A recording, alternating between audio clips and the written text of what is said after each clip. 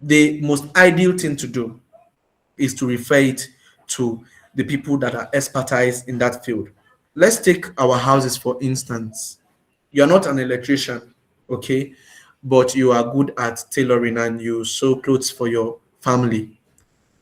You use industrial machine quite all right, and we know that industrial machine uses electricity.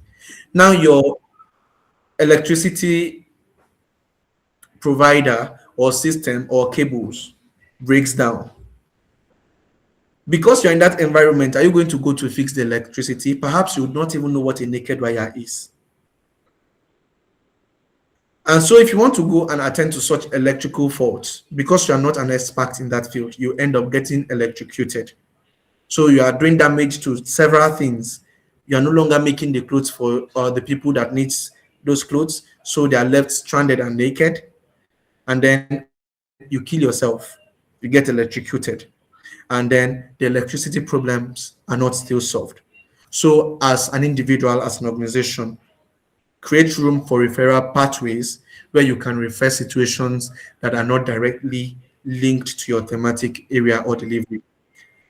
Are we communicating? Data literacy, understanding indicators, impact measurement, and feedback mechanisms strengthens accountability and guides better decision. How will I know that my project is meeting its desired impact? You should have a metrics or an indicator to measure that. You need indicators to measure every single goal on your project frame. Yeah, you need indicators to measure all of. Without indicators, you're just living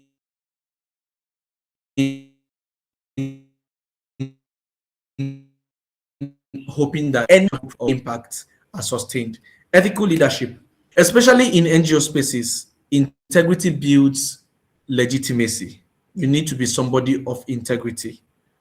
Community follows leaders who are transparent, accountable, and consistent. Communities evolve, strategists must evolve too. Once upon a time, we were not using projector screens in our churches. We were not using, in fact, Jesus Christ did not use microphone when he preached to 5,000 people.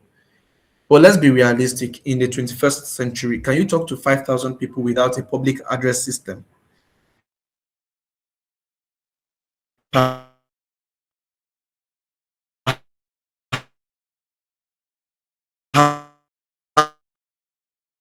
you'll be fooling yourself. It is have evolved, yet it will fail. I will tell you a story. Adaptive system survives because they respond to changes. At Church Life Africa, we've had a situation where we designed a project we were about to implement. The night of the implementation, the entire plan was changed completely. Because if it goes out, there's going to be some level of in information, we call it deadlock, that we'll face. Deadlock is a situation where you are actually where the system can no longer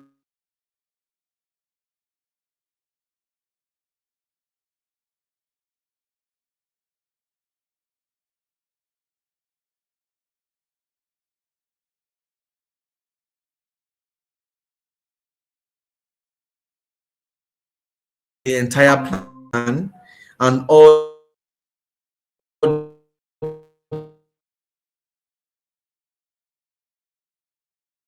money, ensure that it will be efficient for the changes that has occurred nationally at that time.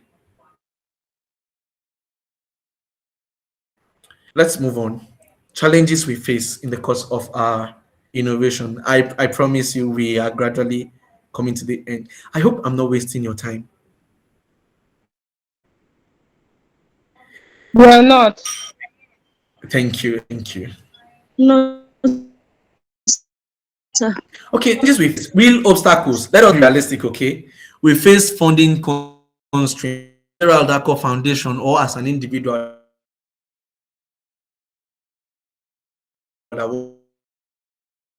wants to open challenge, funding constraints. There's no money. Tenny said, Dangote still they find money. What you are not they find money? You get so the problems of finance is central. We can never run away from it. Political and structural barriers. I worked with an organization that we needed to implement a project, and the budget for that project was the budget was roughly 2.6 billion naira. Yeah, I was meant to get into the project early enough. I had my contract letter and everything ready. I was supposed to get into the work, and the government at that time said the money will have to pass through the government. And you know how funny bureaucracy within the government can be. Without passions, okay, it's possible about embezzlement, but the organization operates on a strict policy that funding leaves donor and it gets to the project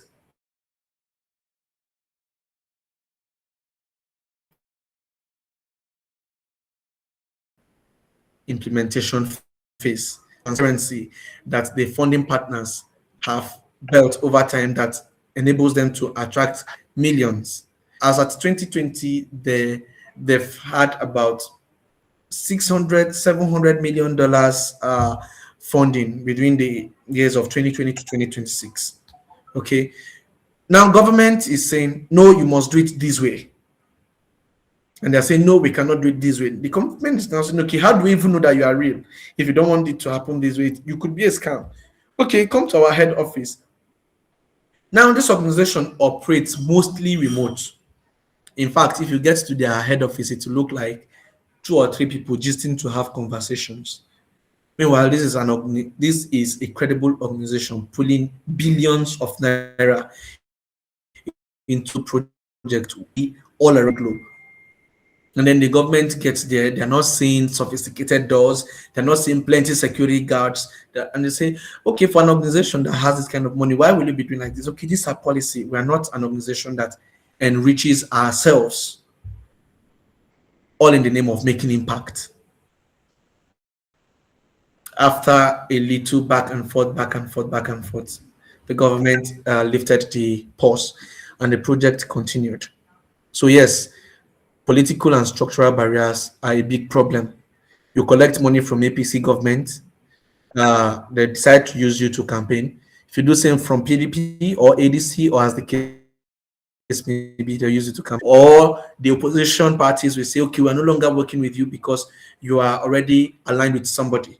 Okay, that's why in most circumstances, they'll tell us that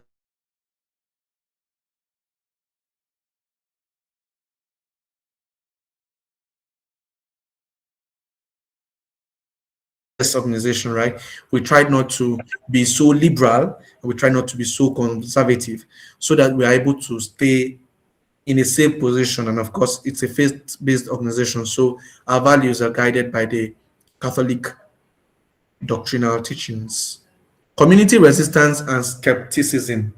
What happens if you want to prevent early marriage in the north, and they say it's part of their custom? What are you going to do? That's where community resistance and skepticism comes in.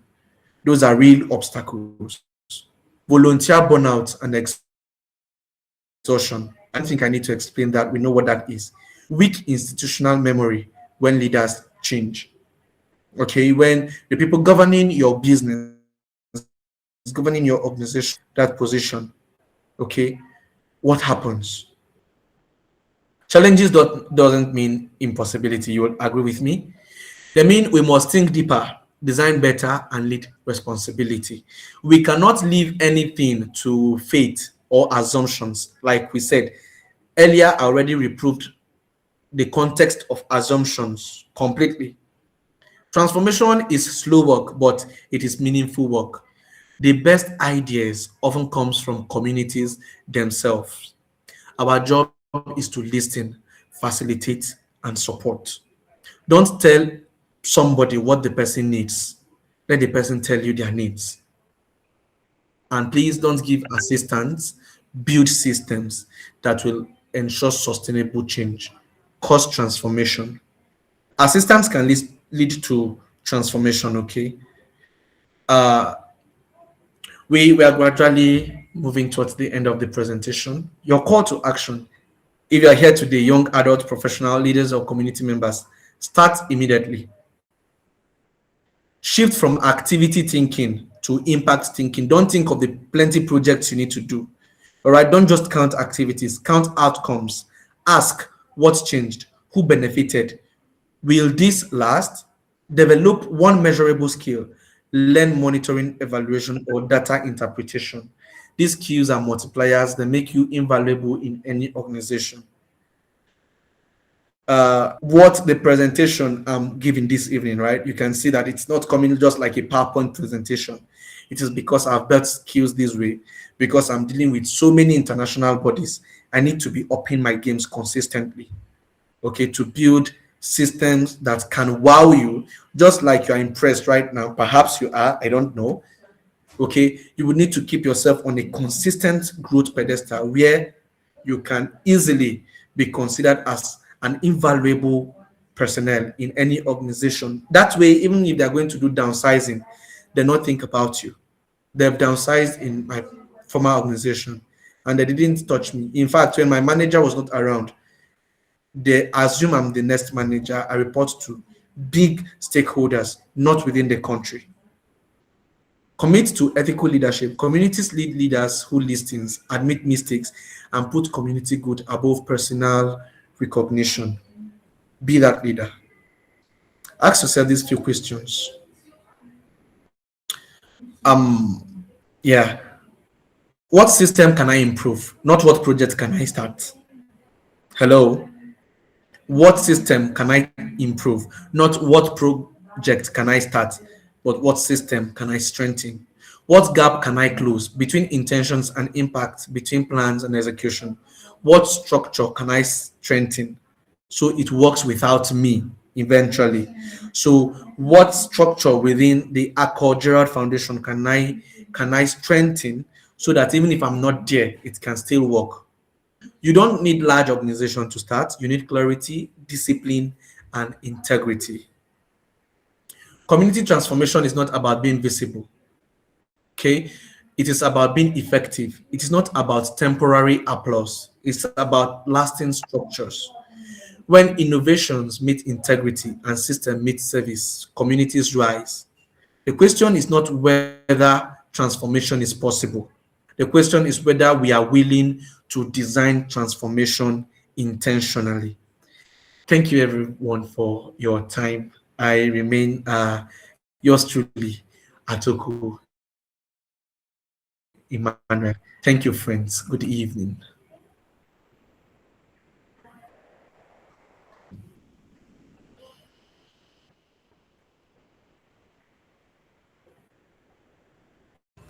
Yeah, okay, so I guess, yeah,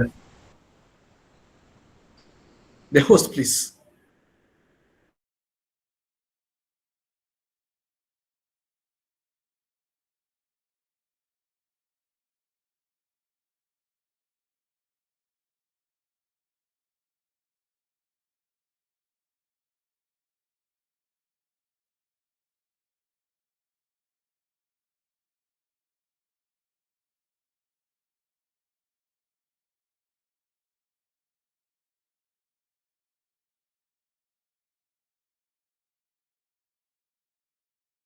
Turn it into a practical workshop.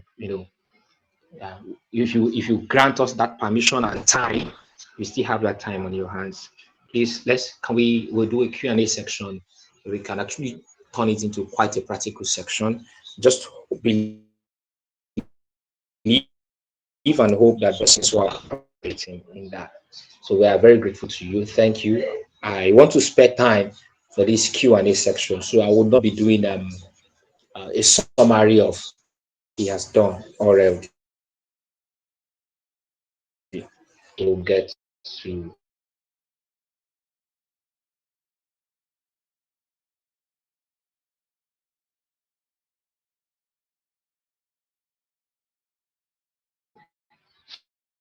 do or the raise of an hand.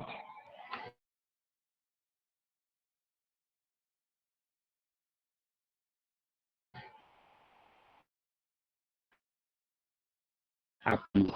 Anybody?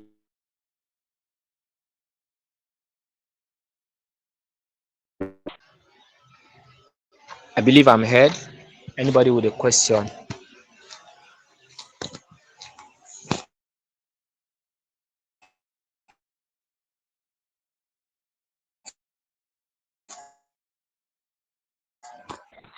Okay, I'll return back to the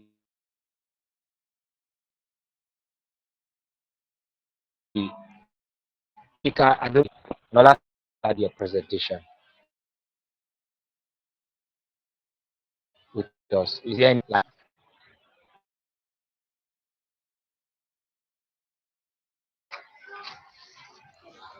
please, Mr. Emmanuel, did you prepare anything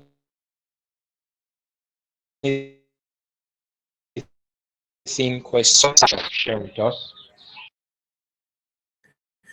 Well, thank you myself. My microphone was muted. Okay, so I didn't prepare any practical guide for us right now. Okay, but perhaps I would like to ask a few questions if that would be okay. And so I'll work with your indulgence that I may have to run at 9 p.m. or a few minutes after 9 to join another call. Okay, so if I may,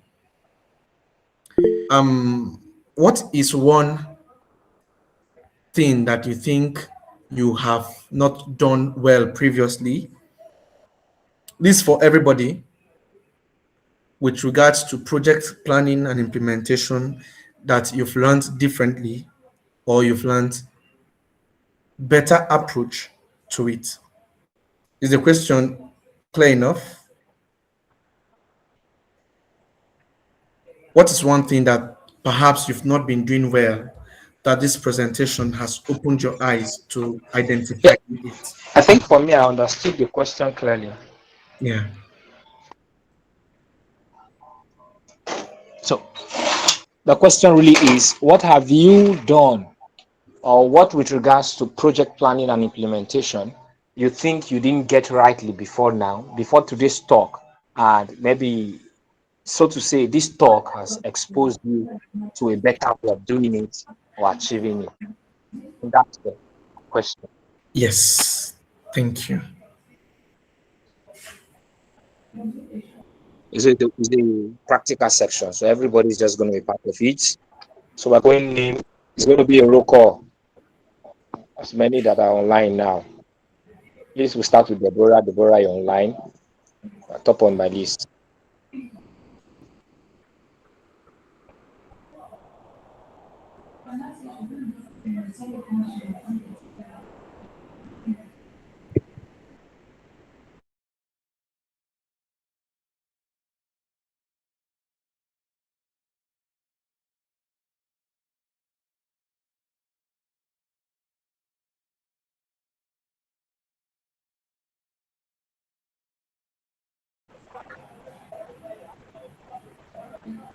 Hello, friends. Are we talking? Not hearing anything? Could it be my network? Deborah, Mark, please, are you online with us? Yes, I'm here with you.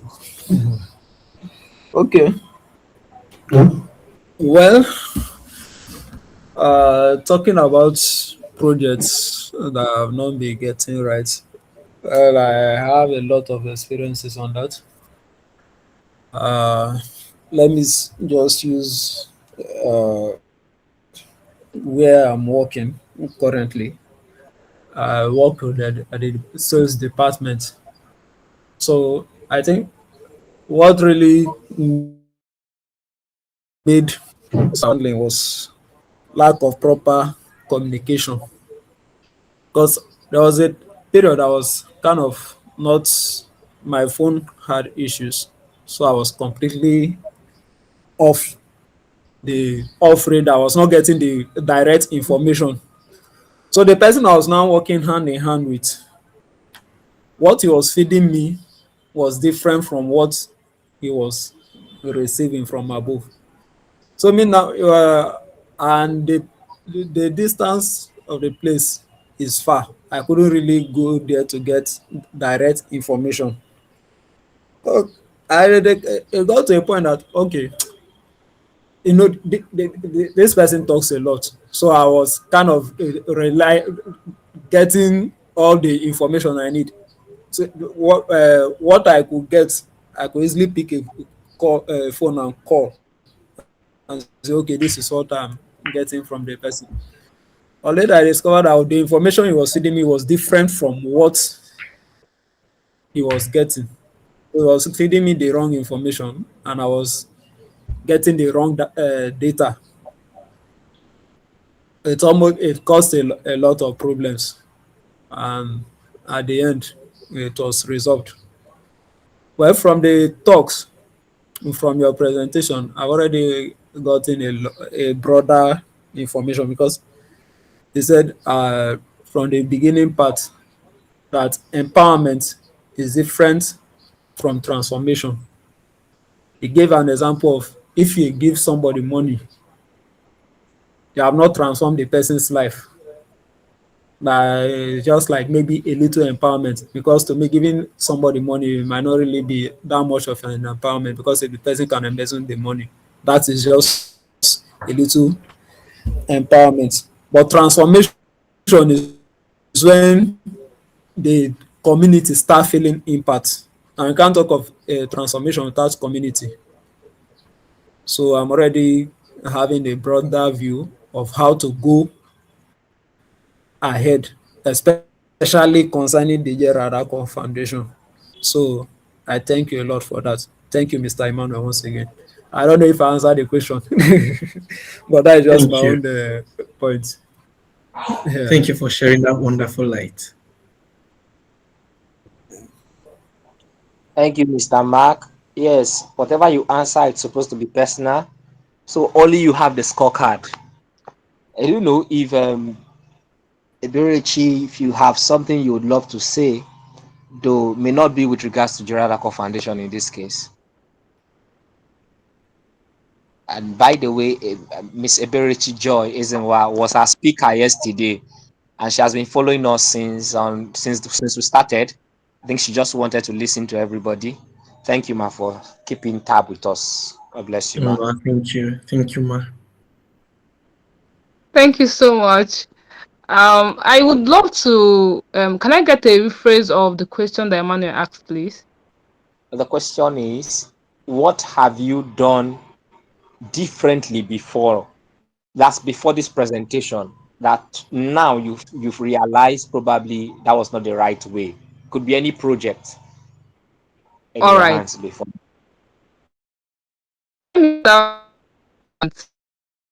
Service. I did this particular awareness outreach to secondary schools, primary schools against social vices, against vices generally. And one thing I know about projects, which I've learned from the speaker actually, is it should be something sustainable. It shouldn't just be a one-off thing, right? It shouldn't just be like come and go without putting things in place to sustain that particular project, right? So one thing, looking in retrospect now, that the project I did then didn't actualize was a proper follow-up system, such that those children I reached out to, those teenagers we reached out to, should have something other than just, standing on the podium to just shout, you know. And if we go back, so many of them don't even have a grasp of thinking about it now in retrospect. They didn't even have a grasp of, maybe they had then, but because there was no system to sustain what they had received from us, they could just easily fall back to whatever they were doing before then, right? And for me, I'm learning that projects should not just be projects for project's sake. They should be things that things that impact in Z, and we are going back 2 years, and it's as though we that covered everywhere again. So there should be things that impactful and not just things that That's a very, very satisfactory response. Okay.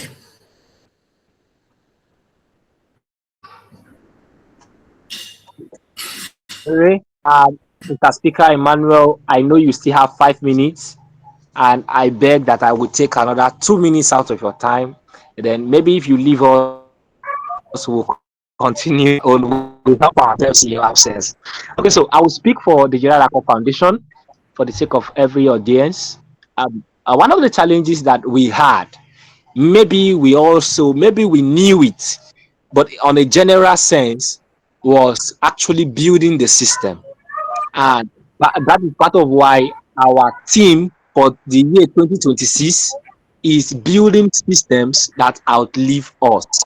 You may not be aware, but it's part of what you emphasize on over and over. You check our website, you check all our postings, it's all about building systems that will outlive every one of us. So it's that building systems out of what we are doing, just like Ebere said, it became a challenge because so oftentimes those who volunteer, those who are members of a team within the foundation, see projects as projects.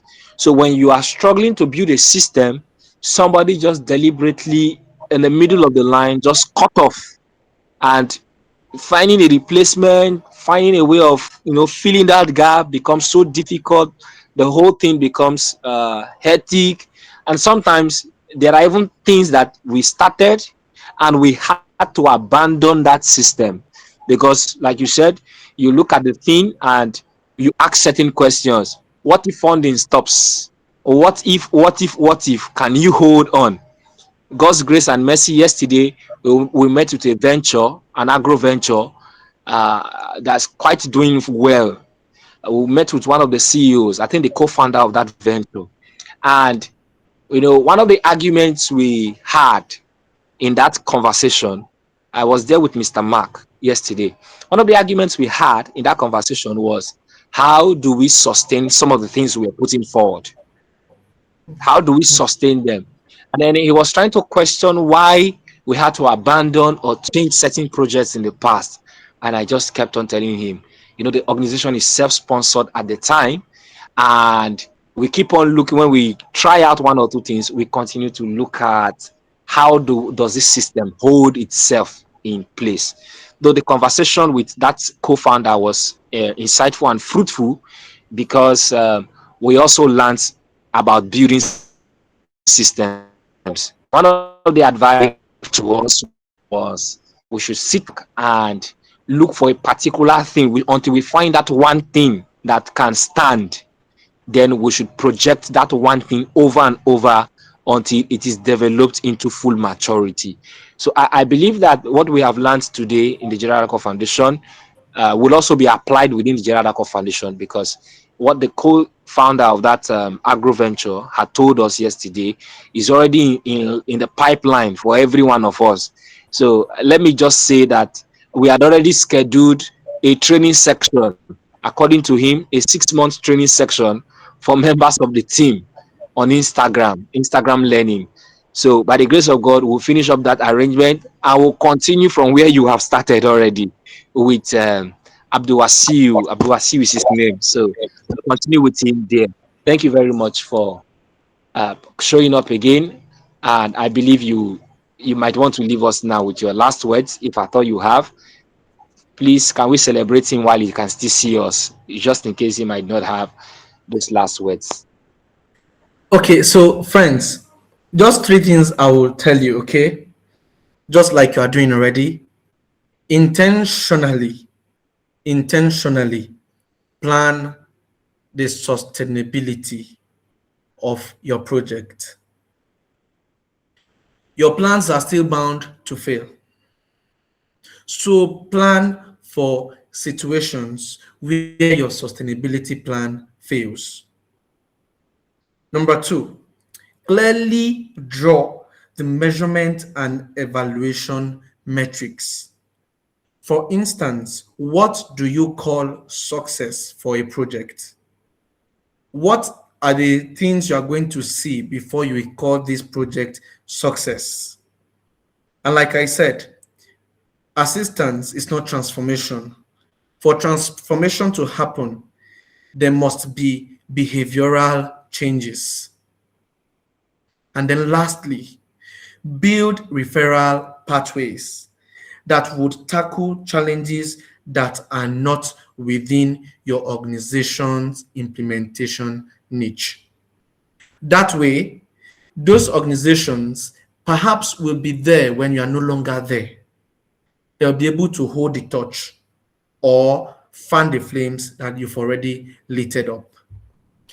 On that note, friends, I really wish I can still stay with you longer, but I'll need to join another meeting right now, and it's a high stake meeting.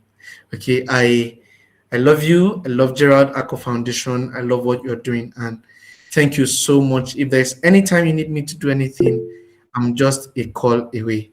Thank you, Eberichi. Thank you, Mark. Thank you, Eneljo. I remain yours, Atoku Emmanuel. I think I would want to call it a day now. Good evening.